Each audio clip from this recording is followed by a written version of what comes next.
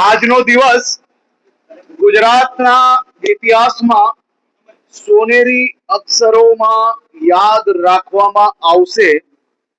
આજે ગુજરાતના લોકપ્રિય મુખ્યમંત્રી આદરણીય શ્રી ભૂપેન્દ્રભાઈ પટેલ ગુજરાતની સૌ બહેન દીકરી માતાઓ માટે એક સમાન નિયમ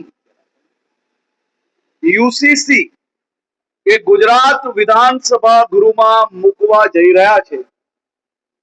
1947 માં આપને આઝાદી મળી ગઈ, પરંતુ દેશભરમાં નિયમો સમાજ આધારિત રહ્યા, જ્ઞાતિ આધારિત રહ્યા, ધર્મ આધારિત રહ્યા।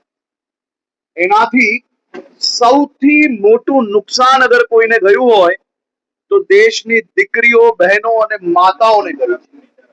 આજે ગુજરાતમાં મારી સૌ માતાઓ, બહેનો અને દીકરીઓ માટે એક સમાન નિયમો એ આવનારા દિવસોમાં આવી રહ્યા છે।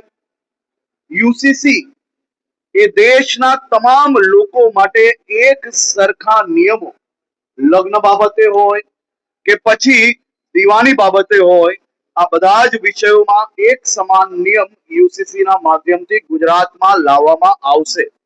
આજનો દિવસ એ ઐતિહાસિક છે। મારી આ બધી માતાઓ, બહેનો અને દીકરીઓ આજના દિવસની વર્ષોથી રાહ જોઈ રહી હતી। એ દિવસ, આ ઘડી આ સૌ બહેનો માટે ખૂબ મોટું રક્ષણ પુરવાર થવાનું છે। મુખ્યમંત્રી શ્રી ભૂપેન્દ્રભાઈ પટેલને રાજ્યની સૌ દીકરીઓ, માતાઓ અને બહેનો આજે આશીર્વાદ આપી રહી છે, અભિનંદન આપી રહી છે કે યુસીસી ના માધ્યમથી આવનારા દિવસોમાં બધા જ સમાજોને ઇક્વલ રાઇટ્સ, એટલે કે બધા જ સમાજની દીકરીઓને કોઈ બી પ્રકારની તરછોડાઈને એની પરિસ્થિતિ ના થાય તે માટે આ યુસીસી આજે લાવવામાં આવી રહ્યું છે। યુસીસી એ કોઈ એક ધર્મ માટે નથી, પરંતુ બધા જ ભારતીયો માટે એક સમાન છે। હું રાજ્યના મુખ્યમંત્રી શ્રીને, રાજ્યના સૌ નાગરિકો વતી ખૂબ ખૂબ અભિનંદન આપું છું કે આપ સાહેબે આ વિચારીને આદરણીય પ્રધાનમંત્રી શ્રીના જે વિચારો છે તેને ગુજરાતમાં, દેશમાં બીજા રાજ્ય તરીકે આપણે આજે યુસીસી લાવી રહ્યા છે।